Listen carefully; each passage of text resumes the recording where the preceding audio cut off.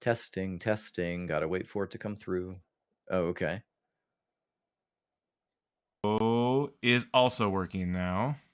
Say something again. Nice. Testing, testing. Okay. Looks good. All right. Let's see here. Garbage, man. There we go. I'm hearing it now. Let's turn all this off. The best part is that my video is mirrored. Oh, yeah, I think mine is too. Yours is fine. Because it's showing what I see, and I see you Right. I see you normal, and I see myself mirrored. So dumb. And there's no way to like unmirror it.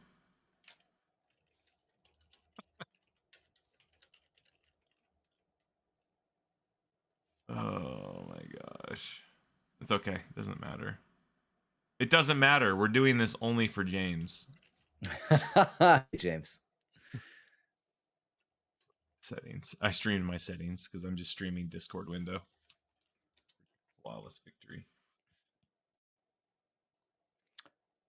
All right. I think I'm good here. And I am recording locally. Wah, wah, wah. All right. I am. I think we're good. Of course, Audacity's broken. Of course, it's broken. If it ain't one thing, it's another. Of course, it's working now. Nice.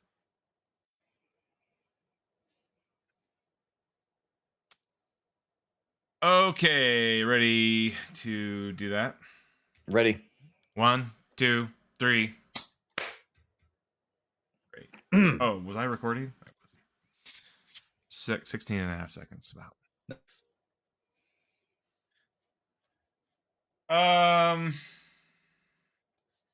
Guess we just do this, don't we? Let's get her done. Hello, everybody. Welcome back to the Game by Show podcast. It is April the 26th, 2022. It is my son's birthday, my oldest son's birthday today. Happy birthday. His name is also Legrand. My name is Legrand. I'm the one, like, I'm the odd man out. I wish my name was Legrand. Yeah, everyone does. That's Jeremy, though. Hello, Jeremy. Hey, lesser named co-host here. Yep. Not my fault. It's just Jeremy and I tonight, too, by the way. We're going to get this done professional-like. We ain't talking about any Ultima. We ain't talking about any Warhammer. No. We're going to give the people what they want, which is not that other stuff, which is what they really want. It's really going to be good. It's going to be great. It already is great. We're off to a great start. It's only going to be like a 30-minute, 20-minute episode, as God intended. An actual conceived game, the game Bytes. Show. Bite-sized. It'll be a game nibble tonight. Gaming, right? Nom, nom, nom, nom, nom, nom, nom. As you listen to this, just go nom, nom, nom, nom, nom. Should we get right into it? Let's do it. You know, people don't want our chit chat. They don't care what's going on in my life. Doesn't matter.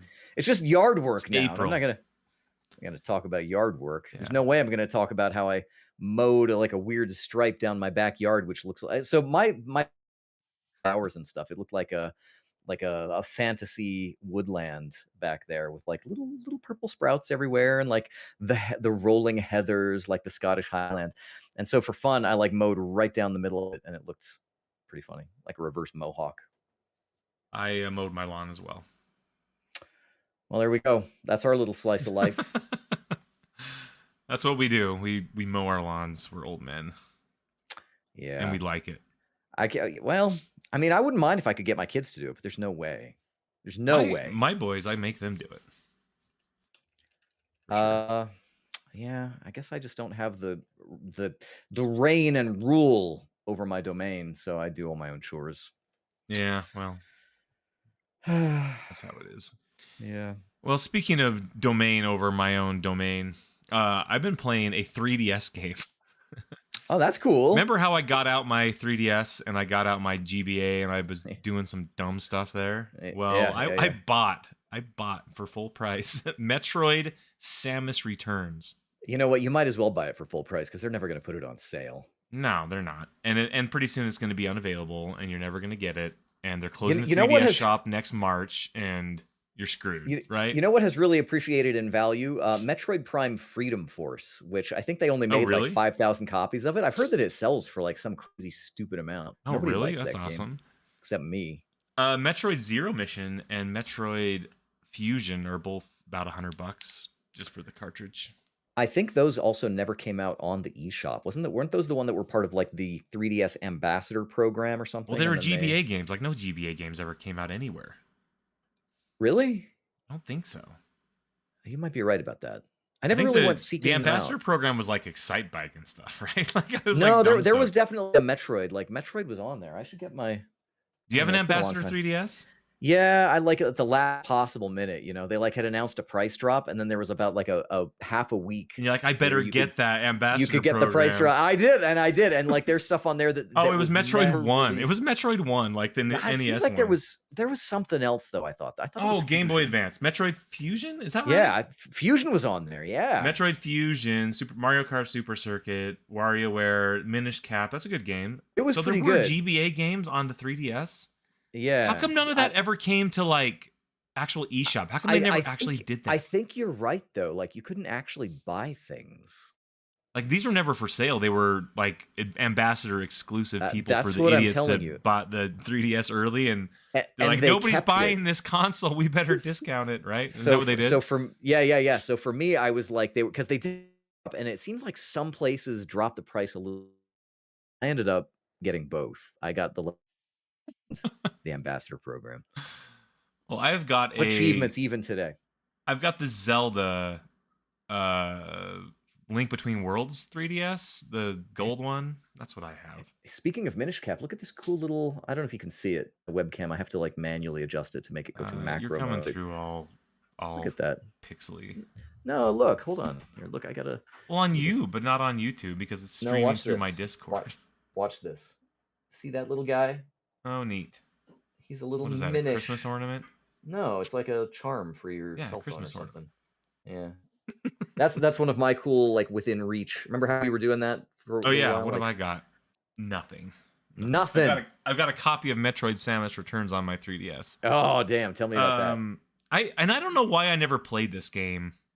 I think I heard that this game came out right when the new Nintendo 3DS came out, the new one that was like newer, like good, had like the little tracking. The little circle nub and the 3D eye tracking, which I have no idea if it's good or not. Like I've never actually. It's really good. Is it good? Like if you go back and use the original 3DS, and it's like night and day. I can't play in 3D because I have to, hold it all weird, But that's the thing. The eye track, like you can. I know, and I don't have one of those though. I would love to. Oh, that's why I post on the Discord. If anyone has a new Nintendo 3DS they want to sell me, I would probably buy it from them. Nope, never sell anything. That's my motto. Yeah, I kind of want one of those. One of my lucky children is going to inherit all of my crap. I'm going to put it in a trust. And then they're going to yard sale that stuff. It's going to go in the It's going to go in the estate sale to pay off your debts. No one is going to want it. They're gonna. No way! I'm gonna swoop in. I'm like, oh my gosh, Jeremy died. You think you're gonna outlive me? There's no way. Jeremy died last week. He's gonna be having an estate sale over there. The Lamont estate sale. That's gonna be a great day. I'm gonna go over there. I'm gonna pick up all your vinyl for like $2 each. Like, hey, box of vinyl for $20 each box. I'm like, people should be trying to end me right now just to get my cool stuff. Well, get a little nervous. Well, tell me about Metroid. Metroid, Samus Returns. This is the remake of the Game Boy Metroid 2 Return of Samus. Now, there's also, so we've sort of dabbled a little bit in Metroid 2 in the past, and particularly there was another Metroid 2 remake.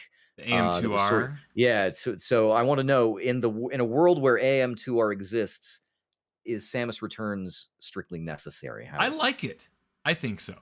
I think that they if you look at the Metroid games and the way that they progress, I think that they all add on unique and cool things as they kind of. The first Metroid was obviously important. Metroid 2 was a Game Boy wannabe of that, right? And then Super Metroid, of course, changed everything for a while and made Metroidvania, like started that whole thing. And then after that, actually, I think there were some games that came out before Metroid that did it. I mean, I don't care. I'm talking about Metroid in general. All right. And then Metroid Zero Mission, they remade the first Metroid, and that came out, and they added like story and the Chozo stuff, and they added like the map with like waypoints and kind of simplified some of the way that you navigated. Metroid Fusion was just a great game in general. I don't think they added too much with that game. But when they kind of added, when they came out with Metroid Samus Returns, was prior to Dread, was actually the last 2D Metroid game that had come out, right? Strictly 2D, yeah.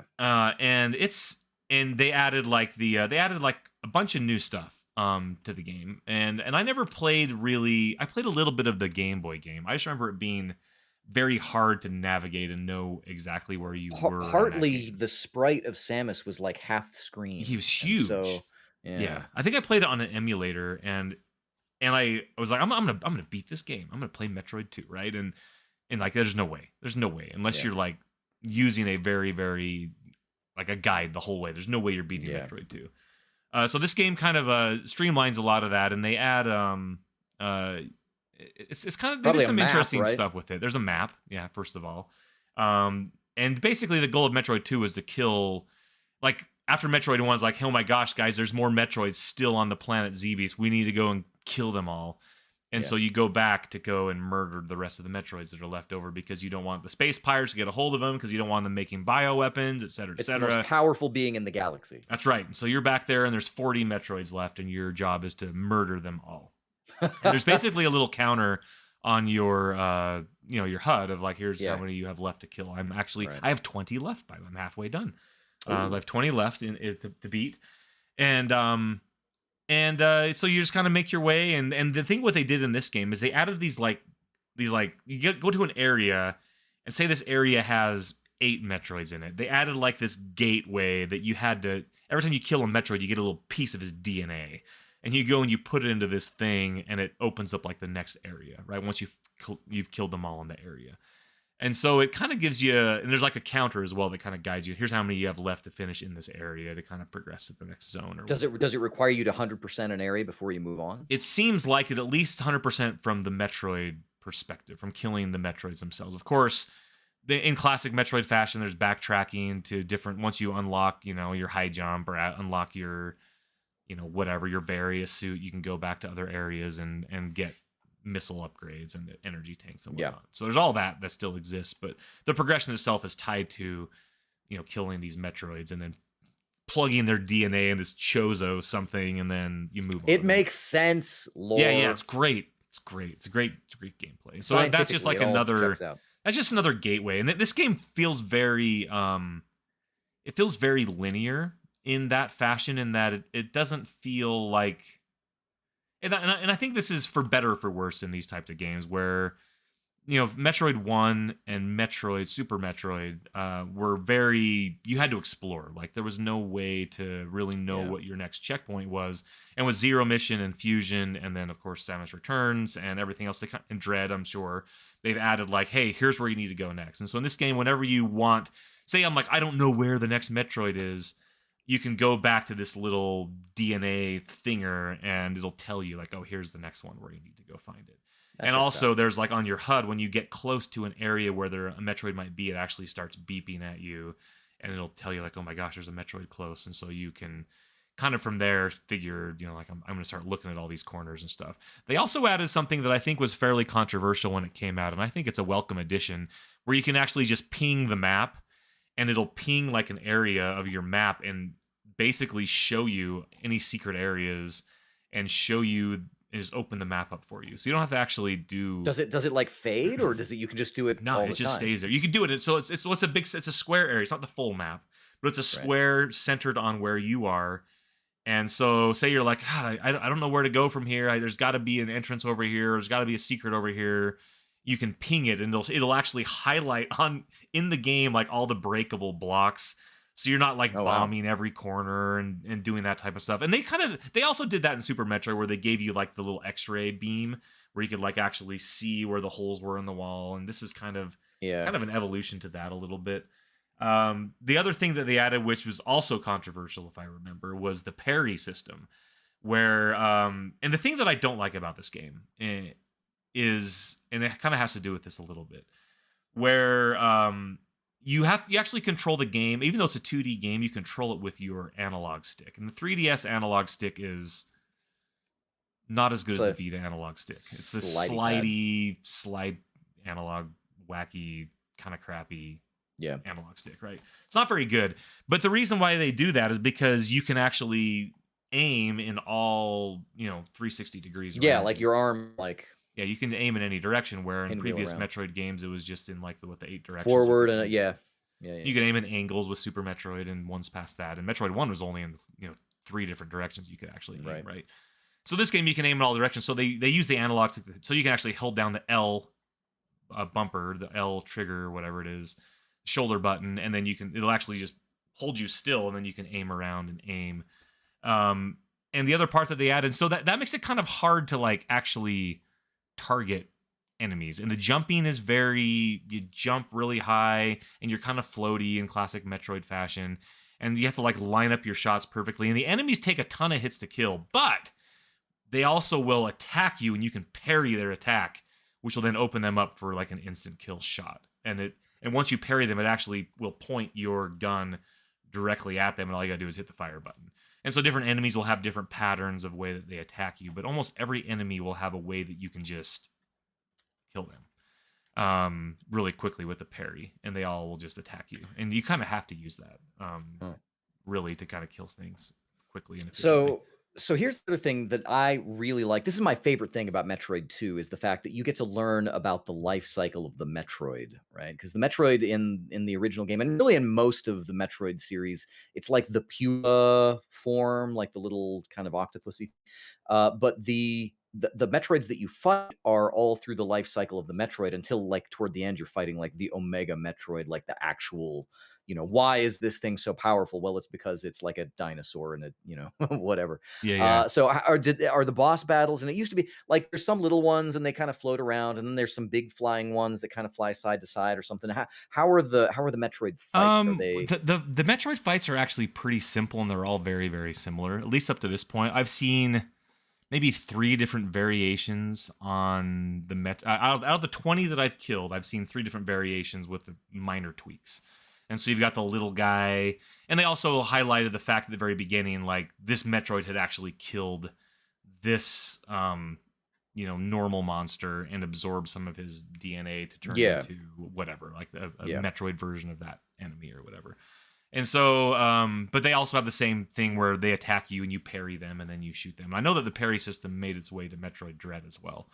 And a lot of people didn't like it because it kind of changed the pacing of the gameplay itself, which I actually think it's okay. I think it's a welcome addition to the formula. I think it ends up working out just fine. But Metroid battles have been pretty simple. You'll have ones they all fly around, and then I'm now on the Metroid versions where they'll actually land and come after you, and you have to like shoot them with missiles in the face or whatever, and then and you do that a bunch of times, and then they die, and then that's it. And there's no fanfare. It's not like, oh, you killed a Metroid, now here have an item. Like there's no loot. It's like Shadow of the Colossus, where like the animals are sort of vaguely like minding their own business. You just go and like myrtleize them, and then they're like dead. And now and you get his DNA, so you can progress to the next area and kill the next set of Metroid. And so we all know where this game is headed. Like in the opening of Super Metroid, the last Metroid is in captivity. The galaxy is at peace or whatever, right? And so there's like the baby Metroid that you find at the end and saves your life at the end of Metroid 3, and et cetera, et cetera. So I actually just started playing this game like last night, and I'm already like halfway through. I'm really feeling it. It's feeling good. It feels awesome, and it looks great on the 3DS. And I don't know why I'm having this weird, wacky renaissance of Nintendo handhelds. Like I dig it. I think this is cool. I don't know why I'm doing this, and it's almost like I just don't want to. Like I tried to play like Guardians of the Galaxy. I tried to play these other games. I just couldn't get into them after I finished Elden Ring. I just needed something a little bit more just simple and just arcade, like just go and shoot stuff. I just needed something easy to get into, and not a big commitment. And this game's kind of fitting the bill for sure. So do you feel like at this point, would you recommend this game? Because you mentioned that you got this, I think you got the digital version. Putnik Santiago from the I Discord bought the is in the physical chat. copy of this thing. So you found a physical version of this. They're all on sale at like $30. I bought it for Oh, okay. So on you really Amazon. can find. So I thought that. I'm sorry. Maybe I wasn't grokking there. 3DS So is you can not actually that get old this. yet to where they're hard to find. Like you can still go onto Okay. Amazon and find a lot of stuff for retail. And they do still have the eShop. The eShop is closing. That's the scary part about 3DS. We're not that far out of the end of life of 3DS. We're probably like what, 2 years? Yeah. Maybe 3 years, that they really stopped producing and selling like those 2DSs that they were making and things like that. But they're already closing down the eShop for the 3DS. And so it's like as soon as that's done, all these physical copies of these games are just going to skyrocket in price if you don't have them. And then they're not going to be able to get digitally. So you're going to see rampant piracy because that's how Nintendo wants it. And that's just the hole that they've dug for themselves. Well, here's what you by do. Not offering these things. And quite honestly, the 3DS is not a system that I feel is ever going to be replicated. You can't emulate it. You can't emulate it because you have to have the touch screen. You have to have the 2 screens. I mean, you could emulate it, but without the touch screen, like it's a hard thing to do. And so that's why I really feel like I want to like get the games now that I feel like I want and either have them digitally or I have to say, I haven't even noticed whether they're in stores at all. Like it seems like they're it's not. all I've looked. Switch stuff. I actually went into a GameStop the other day looking to see what they had for 3D. Because again, I'm being an idiot right now. Being weird. Nintendo handhelds. I played quite a bit of the 3DS, not enough, and I don't know why I never picked this game up. Like it's totally up my alley.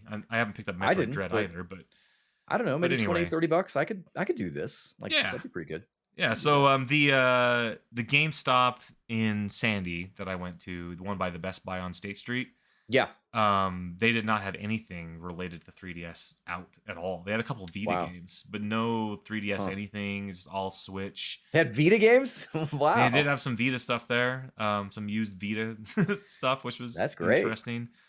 But yeah, I think that at this point, and if you go into like the 3DS like subreddits and things like that, like it's dire for 3DS. And when the 3DS eShop closes, that means that no more transactions can take place. You will still be able to download your stuff, at least for the foreseeable future. Yeah. So it's just turning off the processing, kind of like commerce. What Sony did with the Vita store. You can still download stuff. You just can't buy stuff. So anyway, 3DS Renaissance coming on. I might even pick up Metroid Dread if I like this game enough eventually. But I'm kind of like I'm having a good time playing the 3DS. I also played about 10 hours of Dragon Quest IX, the DS game. Ooh, that's which I'm not going to talk about. But all right, maybe next time. Yeah, I'm just in this weird like old 3DS DS games. I don't know, or GBA games. It's really dumb, and I don't know what's gotten hold of me. But here we are. So there you go. Well, I'm sort of in the same kind of weird nostalgia mode. We had in the Game Bytes Show Discord a little bit earlier in the week a recommendation from a friend of the show, the Nexus 6, who mentioned that there were several demos on Steam kind of in correspondence with the PAX East 2022 event that is going on. Actually, just ended a couple days ago. It was last weekend. Valve put a bunch of like a developer page, and kind of like they do the Game Fest stuff occasionally. And so I kind of went through just looking for something interesting, and I found the stupidest thing, but kind of in that nostalgia way. It's called My Friendly Neighborhood, and it is basically it's a sort of Jim Henson. Yeah, you got to look it up. It's a Jim Henson kind of Muppet-esque horror game that's vaguely sort of in the same kind of genre as like Five Nights at Freddy's or BioShock or something like that.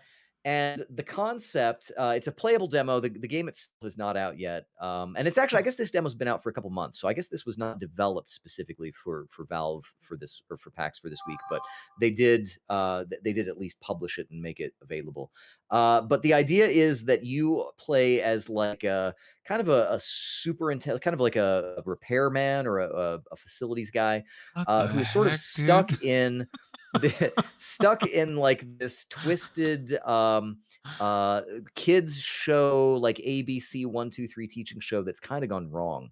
and the puppets are sort of like disturbed, and they're like full size, like weird puppets, and they're modeled pretty good. Like they sort of look credibly like Muppets might be, with kind of like the stuck on eyes stuff, and there's posters all over that are. I don't know if you ever noticed, but the cardboard books and the illustrated versions of the Muppets kind of had a look like Sesame Street or whatever. That was different from the way that the actual puppets looked on screen. And they even kind of do that with this too, like the little illustrations of the puppets, that are on the wall for My Friendly Neighborhood, and there's like little OSHA style hazard signs and things like, oh, look out for whatever, look out for falling props on the stage, and things like that.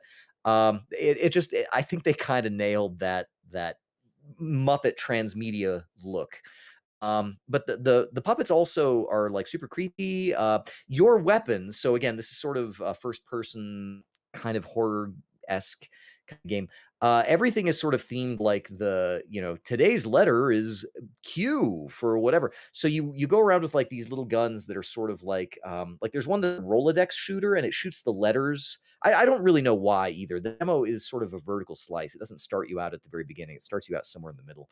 And then you have a shotgun called the Novelist that also uses paper or letters somehow, and you're shooting these puppets with letters, I guess like letters of the day or what have you.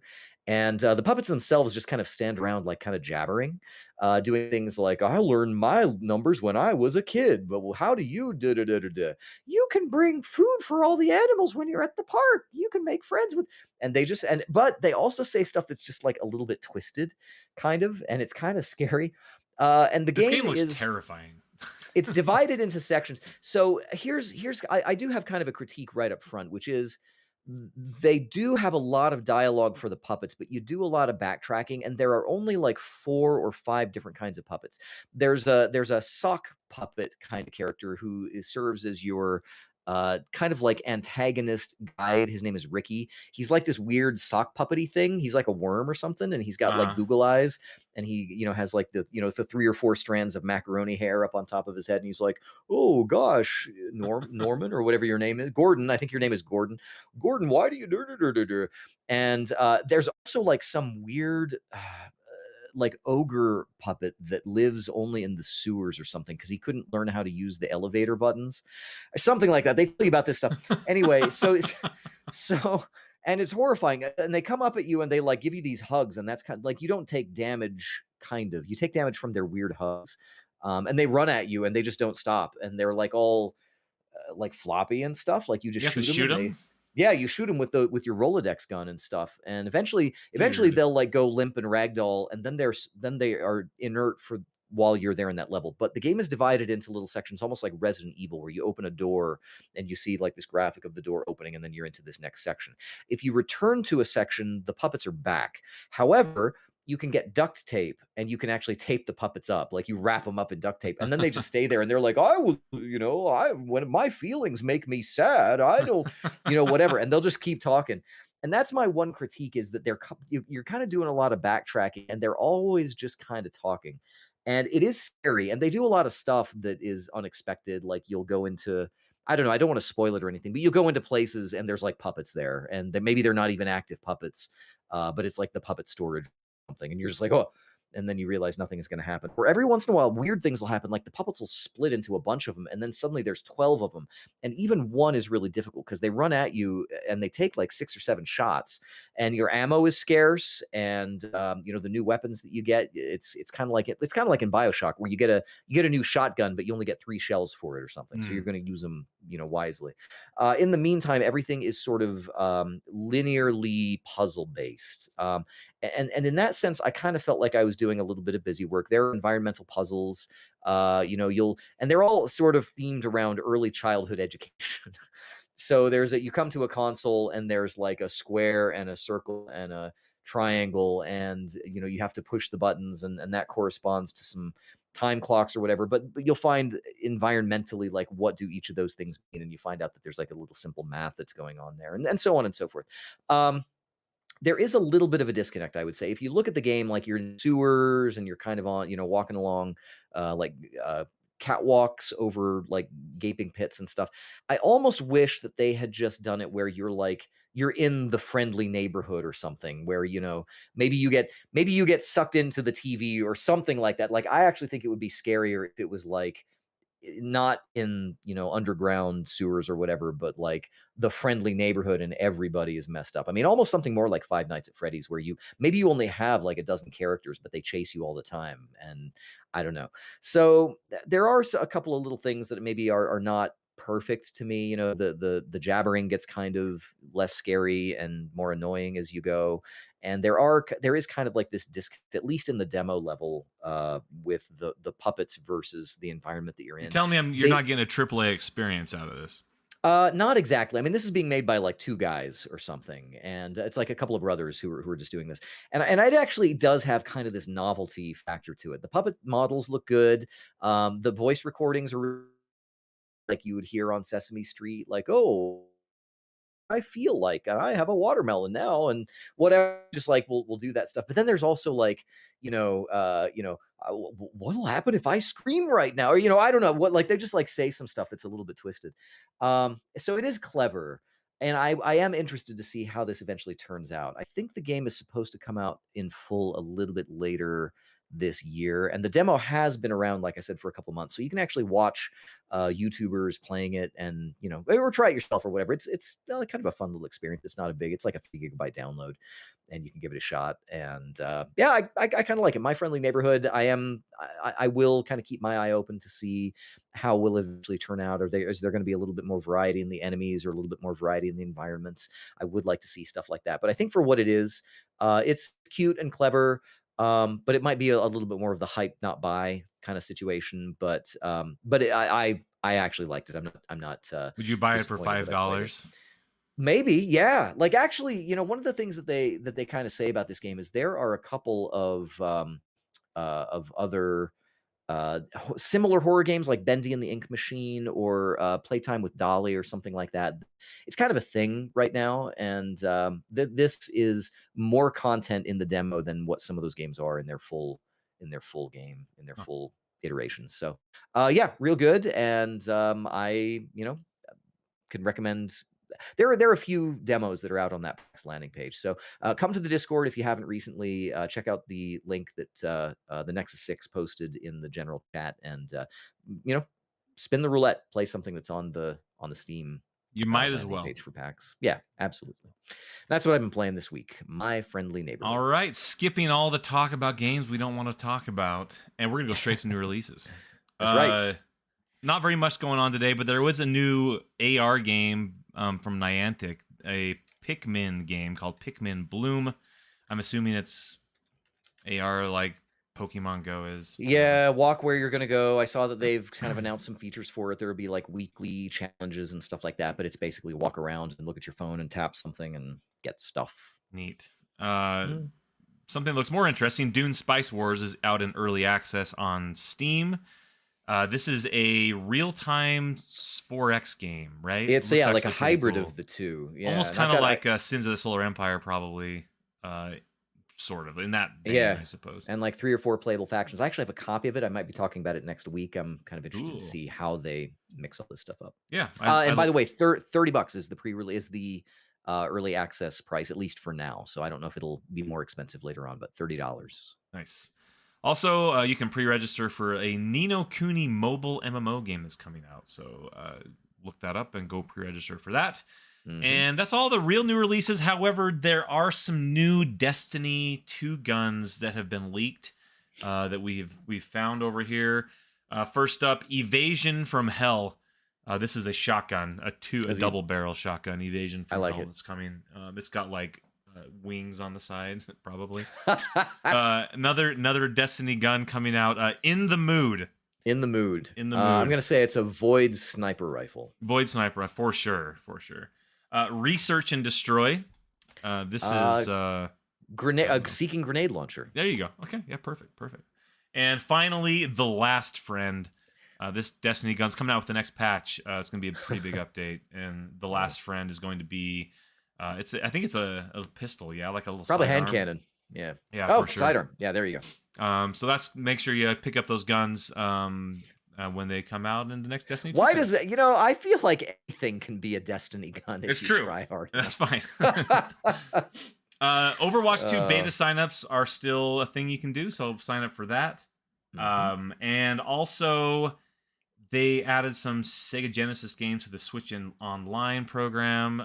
It looks like we've got Space Harrier 2, which I actually played originally on the Genesis. Shining Force 2, Sonic Spinball, blah, blah, blah. I'm excited for Sonic Spinball. I thought that game was good when I was a kid. I'm pretty sure it's not good. I'm pretty sure it's fine. The pinball level of Sonic 2 was like the casino level was like the funnest level in that game. Oh yeah. Well, this is not that. No. In fact, I seemed to know even as a child, like this is kind of a little bit of a B tier kind of game, but I still liked it at the time. Well, Space Harrier 2, worth your time.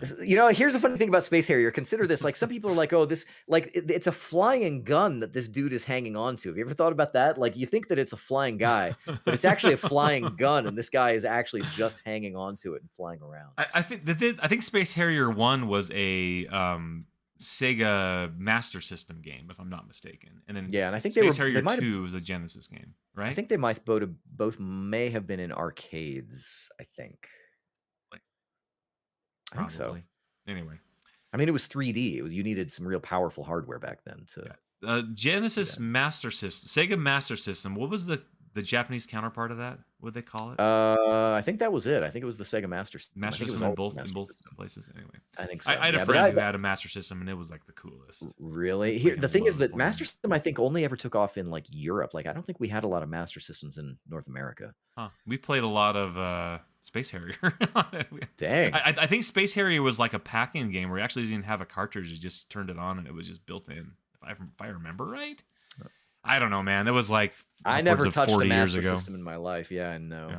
Well, new and current this week, we've got some news for you all. And the biggest news, the news that I thought was kind of the most interesting is that Activision Blizzard has lost 30%, like a third of its entire player base. And when you're Activision Blizzard, you're playing around in some big numbers. So get this.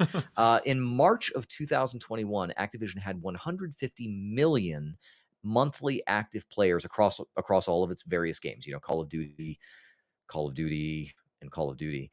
However, in March 2000, all their mobile games and World of Warcraft Blizzard games. Yeah, that's true. So this mobile games King is part of this. So yep. Candy Crush, all that stuff. Yep, that's right. And so in probably March, the bulk of this, honestly. Let's be honest. Well, so they've shed 50 million of those people. So in March 2022, Activision has 100 million, which only 100 million active monthly players. But that is a third of their entire player base, which is that. I mean, that is something else. For analysts, they've kind of looked at this, and it's not really clear where these 50 million players are going. Whether it's just kind of moving on from Warzone. Here's the weirdest thing. Well, the Call of Duty Vanguard was not very good, right? It wasn't very well received. But Battlefield also wasn't very good. So I wonder, I don't know, man. Like, what shooters are Call of Duty bros playing right now?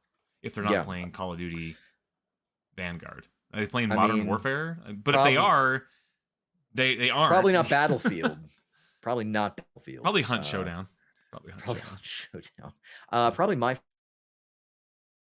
Or they're shooting puppets. Yeah, probably right. On Blizzard's side, they've kind of just been continually kind of declining. So their engagement has dropped about 13% year on year. For Blizzard, 26. Yeah, for Blizzard. Yep. So from 26 million down to 22 million players as of the end of March. Planning on launching some stuff here. I mean, they've done Call of Duty fairly recently, I guess. Every year. I mean, Vanguard came out in November. Yeah, that's true. And, I guess, I don't know if maybe I didn't put it might be in the speed run. We'll talk about it in a minute, but they've got some things in the hopper that maybe could, make a dent in this, but I don't really know how you recover 50 million players without a gigantic tentpole release.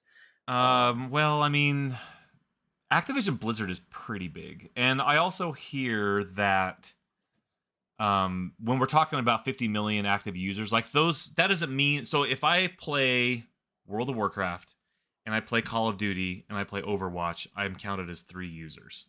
So that's how that works. So it doesn't necessarily mean 50 million people. Like if 50 million people stop playing Activision Blizzard games across the board, like I know there's a lot of backlash for all the news that came out last year about whatever, and people were mad. But I don't know if it really affects like people playing your games though. That's mostly like, I mean, I don't know. Maybe I'm sure there's some percentage of people who's like, this is not my moral. You know, there's probably a handful of people who are weird like that, and then and then everyone else is like, well, I'm tired of WoW, but WoW is not. When we talk about 150 million monthly players, WoW is like what 6 million of that at this point. Like, at its peak, WoW had like 12 million subscribers. So that's right. So and that was like the biggest Blizzard game, and that is not where people aren't playing Blizzard. Blizzard is not a big chunk of this 150 million. This is it's Call of Duty and mobile. Period. It's going to be, well, I mean, because you know, like you mentioned, Warcraft and then Overwatch is still. I mean, I don't know how many. Is it big? I mean, I guess. I don't know. All I know is Storm? Anyone? All I know is that I keep getting one-shotted by people who are still at playing Widowmaker, and I'm just spinning around looking at the floor. Yeah.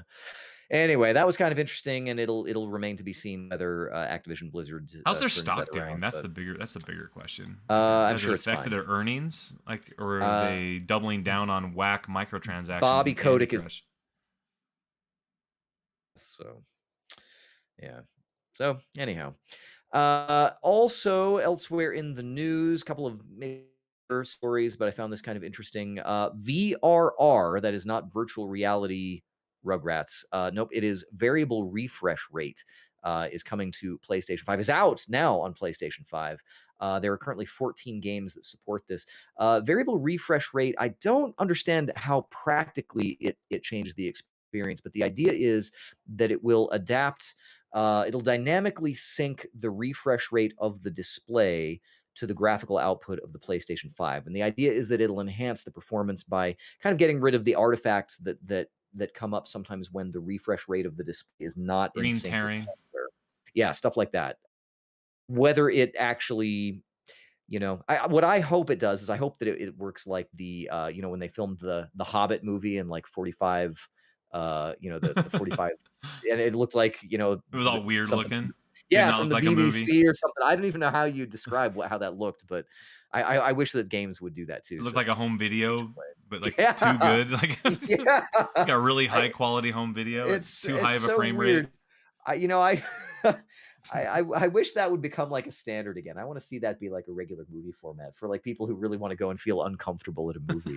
it just felt uncomfortable, but right? Why? That's the weird question. Is why? I mean, video games we constantly play at high refresh rates and we demand it, right? But and it looks movies fine. run at 24 frames or something like that, and we're cool. Yeah, I don't know. It's weird, but so you do have to have a TV that will support this. Because there has to be there has to be sort of an HDMI link between the display and the console, but it is currently supported by a few games, including Destiny 2 variable refresh rate, also secret Destiny 2 gun. So.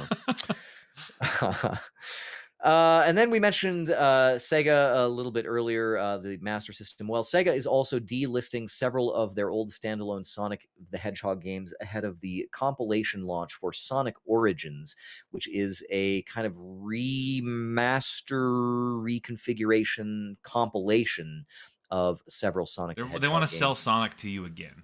So yeah, they do. Get ready. And you know, maybe they can do it. I heard that Sonic the Hedgehog 2 movie is hot. So I hear it is. Oh my gosh. Ask your kitty cat. Kitty. You know, how's animal-based movies doing? Well, ask the animals. Kitty's doing okay. Also, I thought this was kind of interesting. This Sonic Origins has like this weird pre-order DLC thing going on, and it includes stuff such as hard mode missions, a letterbox background that you can play for, character animation in the main menu, you can pay for that, camera controls over the main menu islands, and they've got this whole thing where they've got the standard edition, the Start Dash pack, the Premium Fun pack, the Classic Music pack, which includes additional tracks from the Mega Drive and Genesis titles, and then the Digital Deluxe edition. And they've got this whole complicated, like, you know, where you've got the grid of things on it, and it's like, what are you even doing? So Sega wants to sell you something, and by golly, they're going to do it. So look for that release coming out here sometime in the next couple of months. I'm not That's going to buy any Sonic stuff. no. I have Sonic 1 and 2 cartridges for my Genesis, so why would I? That's all you need. Yep. And 3, actually. I have all 3 of them. You need to get the Tower of Power. You need to get like the whole thing you can get. Oh, dude, yeah. We should totally do that. 32X, Sonic and Knuckles. That needs to go in a museum somewhere.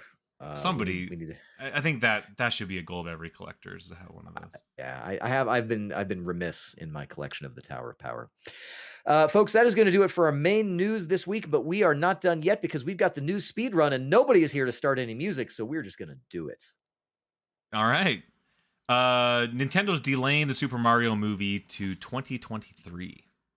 I really hope that this indicates that it's a troubled development and that this movie is going to come out and just tank. I also heard that the week it was coming out was the week that Avatar 2 was coming out, and they were thoughts about marketing. I would definitely rather see Mario than Avatar. I know you said you're looking forward to Avatar. I think. Yeah, I'll watch Avatar. Hell yeah, I like the first one. Yeah, I don't know. Everyone liked the first one. It was like the biggest movie it held the record for how long?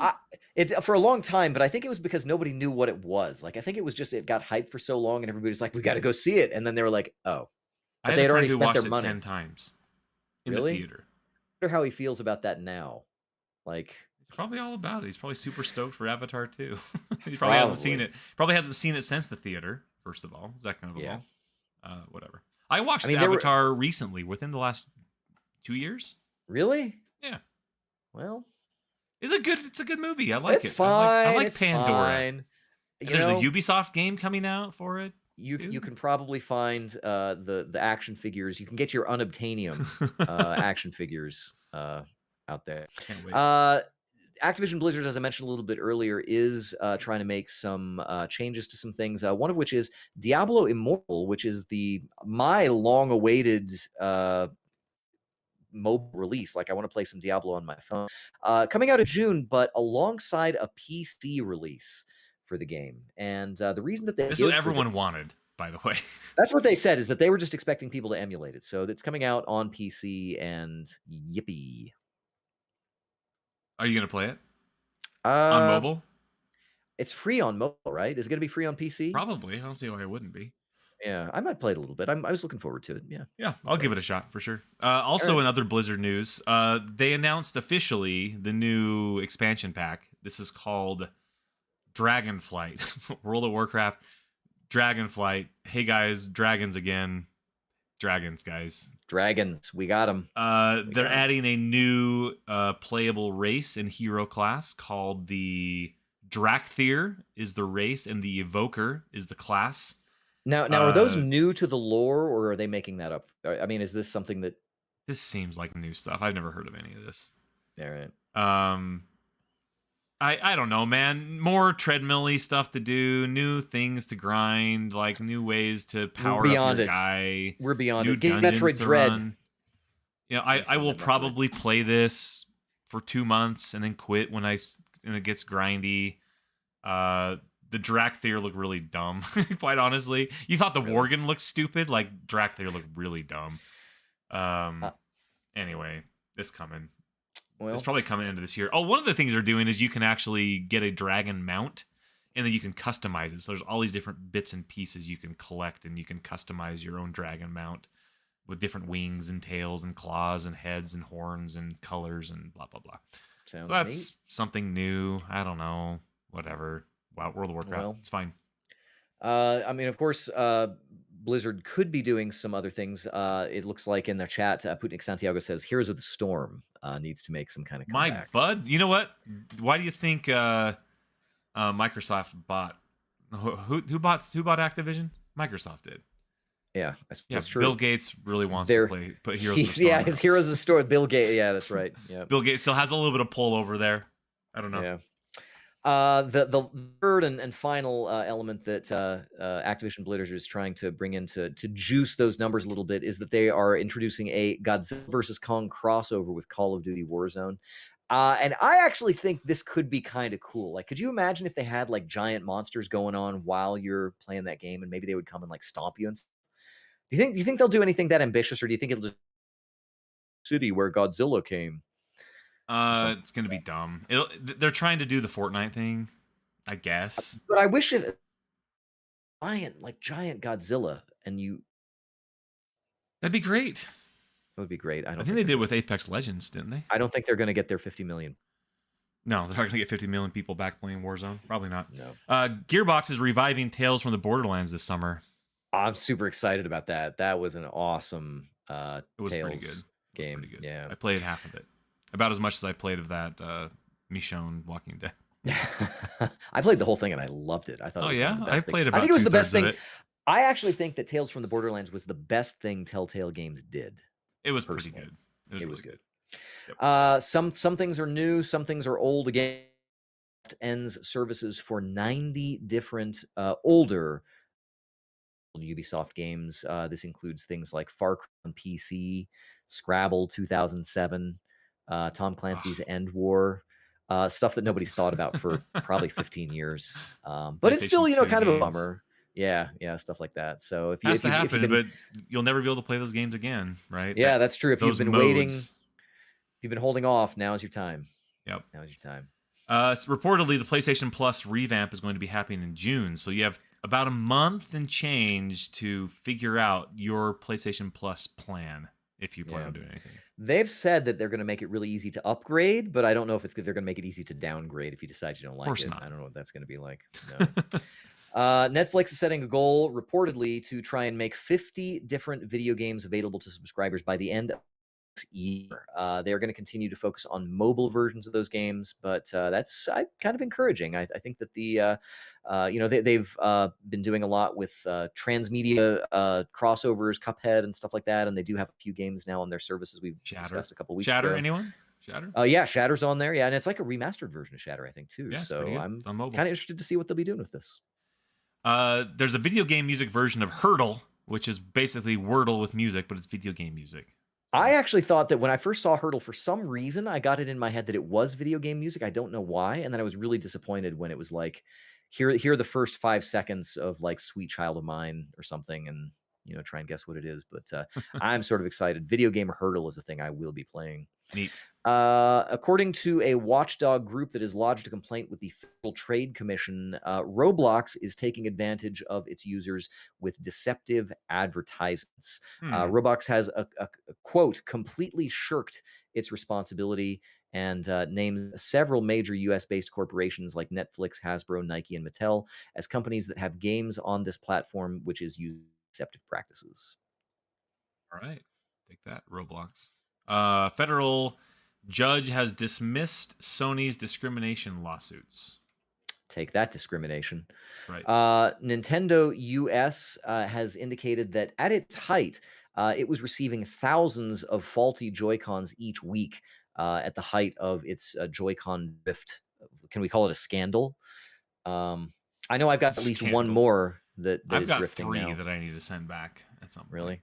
I think we can bring this wave back. It's all the left Joy-Con. They're all garbage. They're all garbage. That's weird. Well, it's because that's what you use mostly to move. You don't use your right. Yeah, I suppose that's true. I don't even know what the mechanism is. There a rubber band or something in there that's like falling off the... I don't know, dude. I don't know how it works. It's just garbage. Nintendo Switch is garbage. It's true.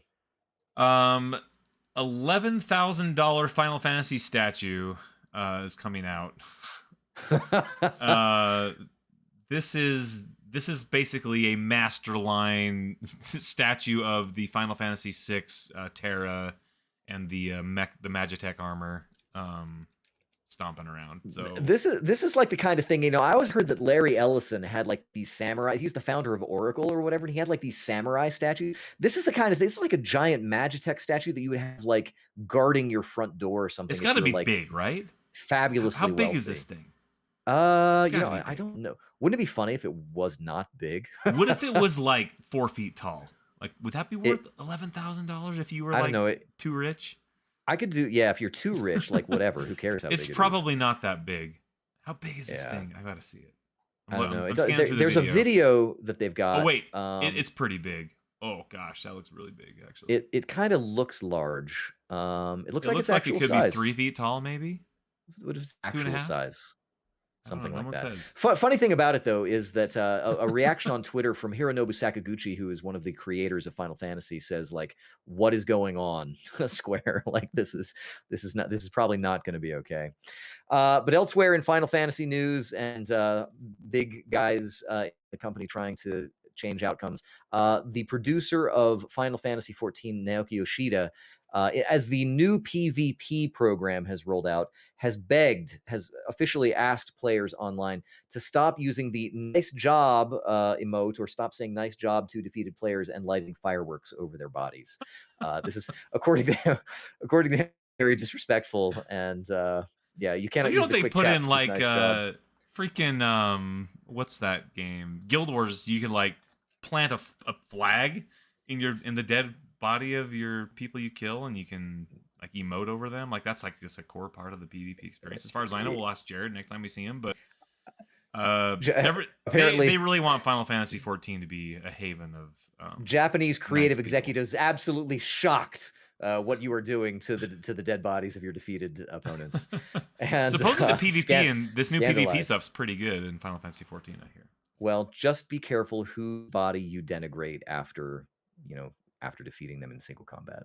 Well. And folks, that is everything that we've got for the Speedrun News, and that is everything that we've got for this episode of your Game Bytes Show podcast. Thank you so much for being with us. If you have any comments, any thoughts about anything that we've discussed on the show today, if you would like to share with us the games that you've been playing, if there's any news that we forgot, if there's any news that you feel is important to comment on, let us know all about that. You can find us on social media. We are collectively at Game Bytes Show on Twitter. You can also find us individually. I am at Jeremy_Lamont. You can find me at Legrand. You can also find us at youtube.com/GameBytes like our good friend Nick Santiago has and joined us tonight. You can do that as well. Subscribe to us. Join us live as we record this podcast. We leave that syndicated also the week of the. You can find that over at GameBytesShow.com. You can subscribe. You can also join our Discord server there. We have an open invite, and you can find the links to the freebies, the good demos, all kinds of things. Generally, just hang out with us and be cool dudes together. We want. You know what I realized I was just doing? I was just browsing Discord servers. I forgot that I was like streaming the Discord window for a live stream. So you just have me like just scrolling through dumb shit on our Discord channel. I was promoting our Discord channel on our YouTube stream. Nice. Hey, we're live there. We do things. I had a notification. I was looking at my notifications. We're sitting here talking about UO Outlands, apparently. Tens of viewers at on least our Discord. At least. Yes, at least. Hopefully. Maybe at most, actually. And of course, folks, we will be back before long to do this again for you. We can be at this same bat time, same bat channel on a weekly basis, and we will continue to entertain, inform, and amuse and enlighten you, talking about video games of the week, news, and all kinds of good things that are going on. Quick shout out to our co-hosts that are absent. You can find Count Elmdor on Twitter. That is Dale Jones. Also, Jared Red Eye Dunn is at RED_I on Twitter as well. So we'll be back before too long. But folks, that is going to do it for this episode of your Game Bytes Show podcast. Thank you so much for joining us, and we will see you next time. See ya. Good night. Should I stop streaming? Or are we giving bonus content to our viewers? I don't know. If we. I think we've spent everything we've got. The only content after this is going to be worse than what we've already done. I don't know about that. I reckon. I'm going to be playing some Hunt Showdown tonight, I think. That'd be cool.